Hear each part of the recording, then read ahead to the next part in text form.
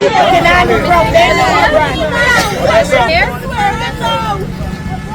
is the importance of you walking? What is the importance of you walking here today?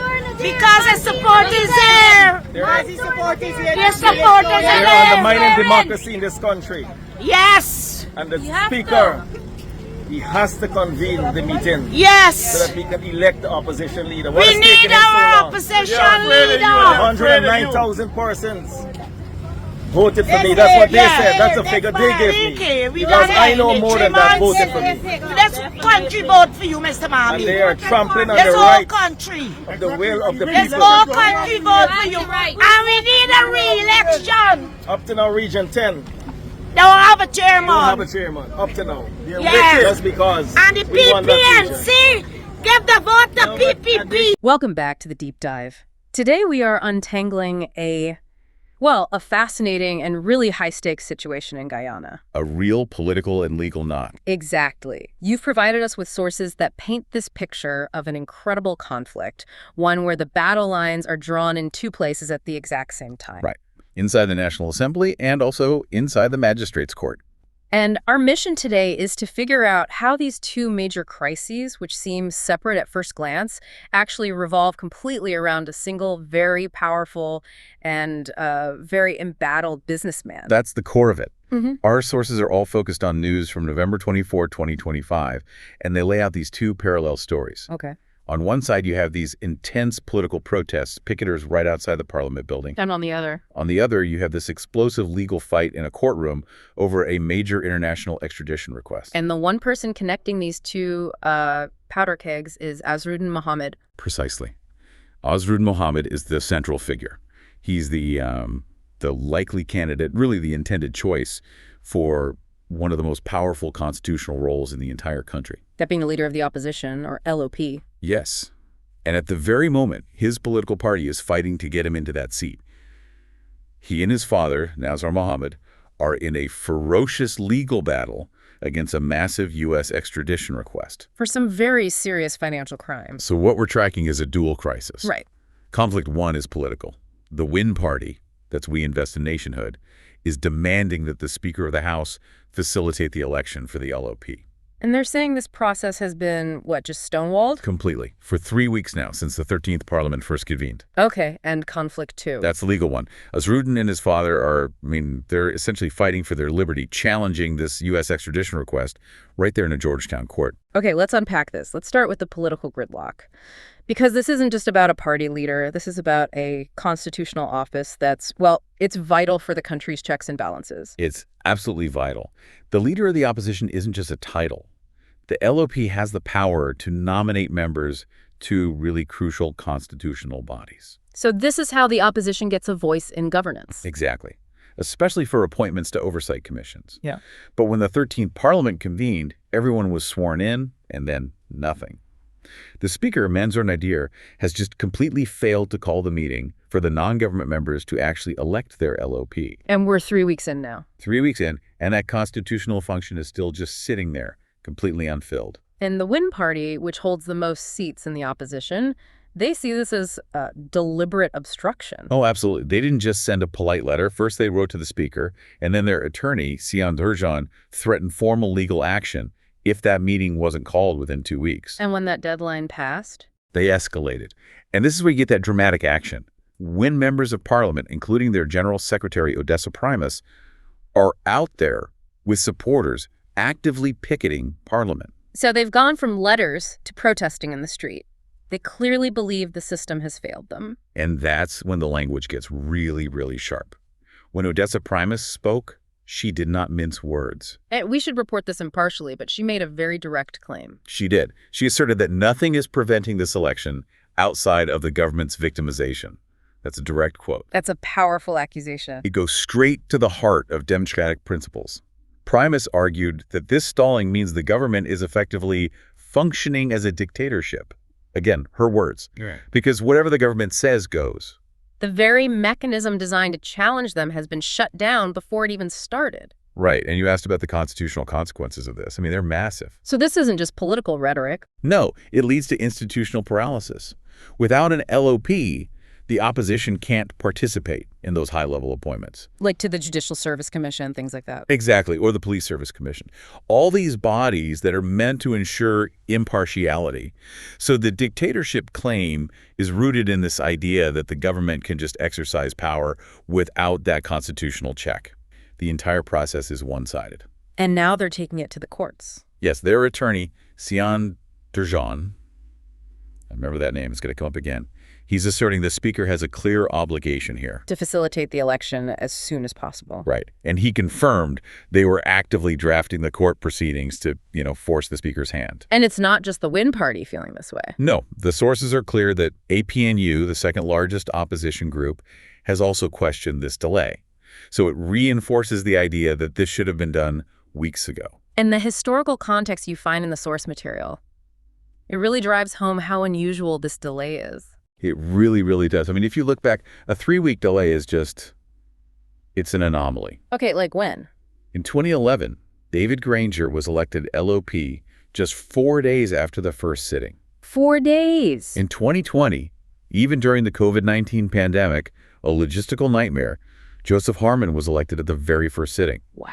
And maybe most telling, in 2015, when the PPP boycotted the assembly for 2 months, Farhat Jagdeo was elected on the very day they came back. So the precedent is clear. This is urgent business. It's treated as an immediate priority. So the speaker's silence now, it's shocking, and it just fuels those claims of victimization. That sets the political stage perfectly. Now let's shift our focus to that courtroom, because this is where it gets really interesting. The man the opposition is fighting so hard to install as their leader is, at the same time, fighting for his own freedom against the U.S. justice system. Right, so we moved to the Georgetown Magistrates Court. Senior Magistrate Judy Lathman is presiding. And this is the extradition hearing. For Azruddin Mohammed and his father, Nazar. And the charges are serious. An 11-count indictment from Florida. What are the allegations? Mail fraud, wire fraud, money laundering, tax evasion, all tied to an alleged U.S. $50 million gold export scheme. $50 million. That gives you a sense of the scale here. It does. But the hearing on November 24th wasn't actually about the gold. It was all about procedure. Disclosure of evidence. That's it.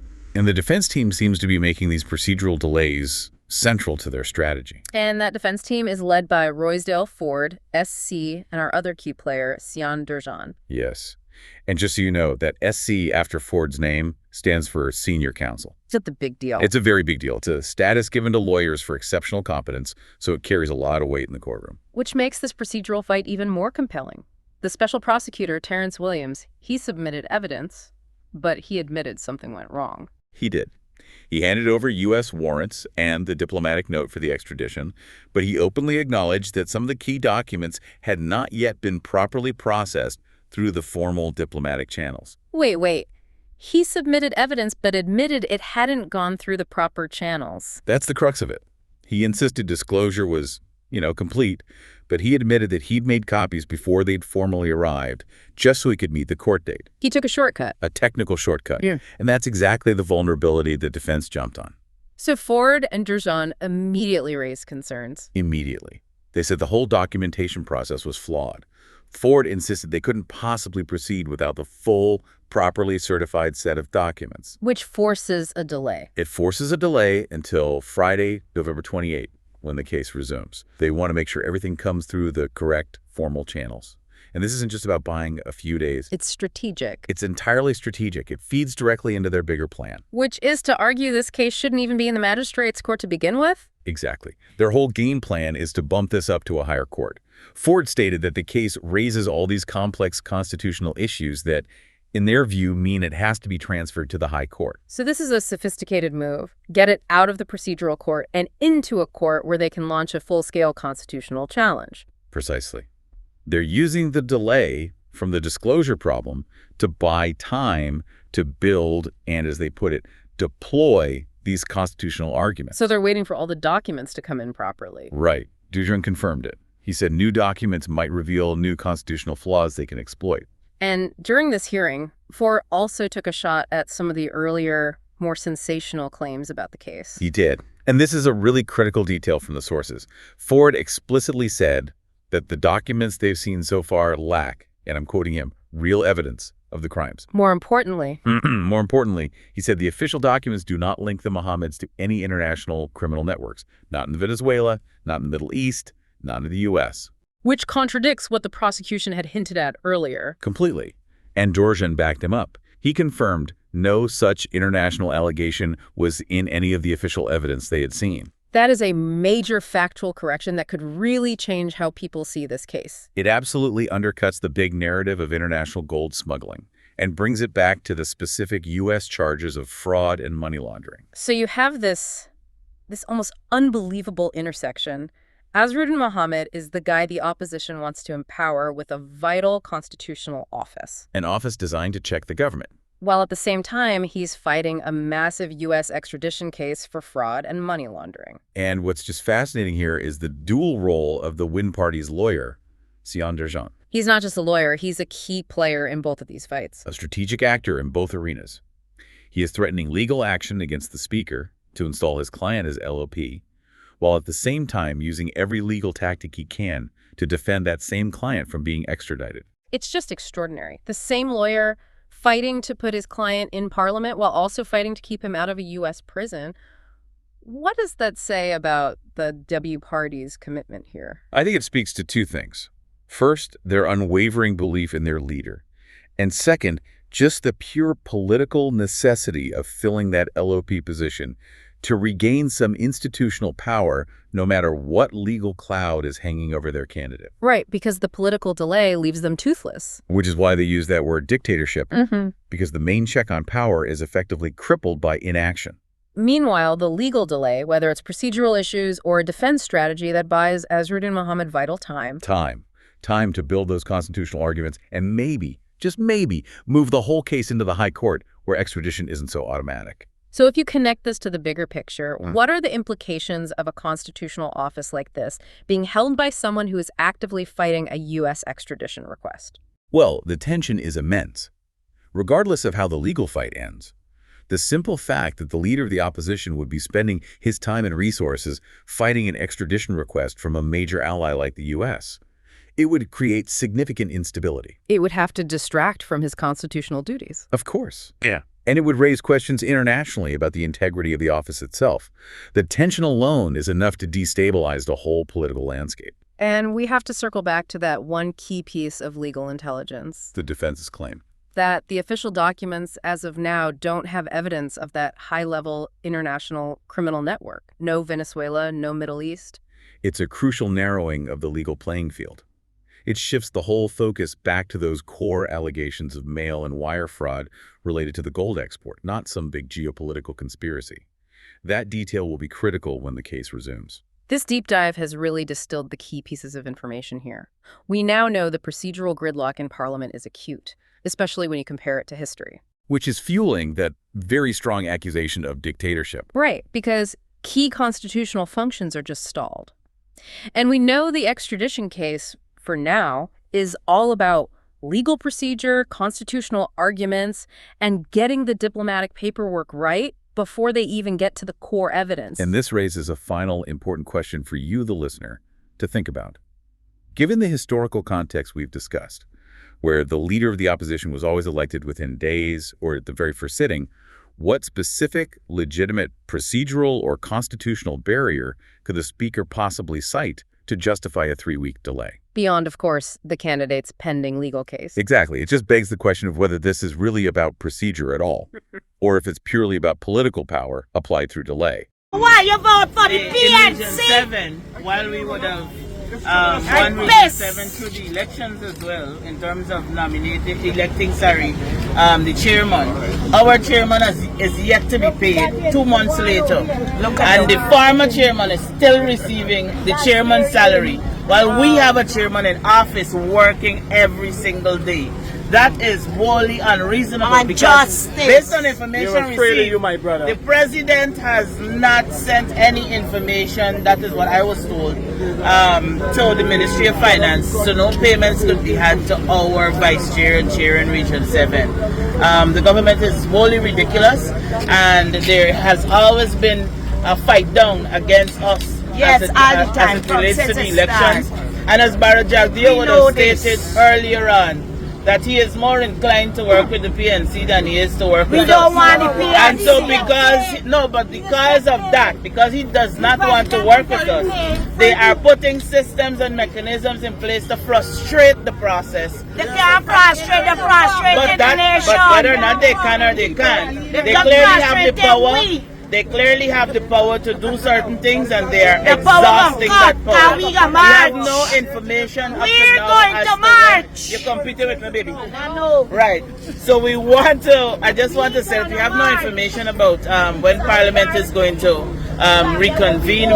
We know absolutely nothing about what is going on, and unfortunately, we have looked at when other opposition leaders were sworn in, and with the exception of if there is a factor that's affecting that process, it usually goes ahead. And to the best of our knowledge, there's nothing that is preventing outside of the government's victimization in terms of the swearing in of the leader of the opposition.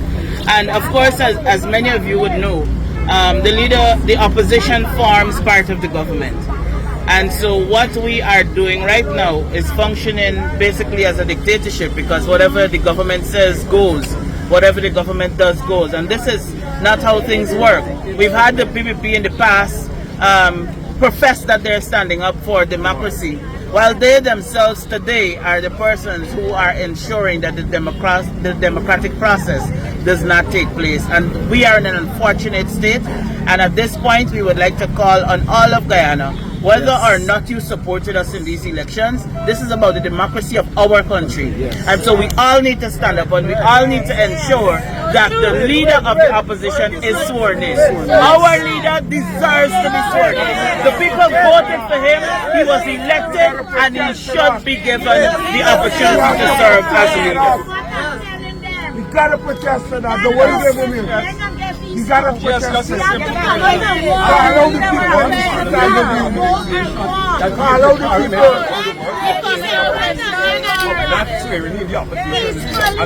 We want the world to see what is going on in Guyana. We want the world to see what is going on with this dictatorship regime. Right. And we will do whatever it takes. We are going to write as many international organizations as we can. We are going to protest as much as need be. We are going to make statements. We are going to make posts. We are going to make videos. We will be a barnacle in the lives of the PPP until they do what is right by us and by the people of this country. Pressure.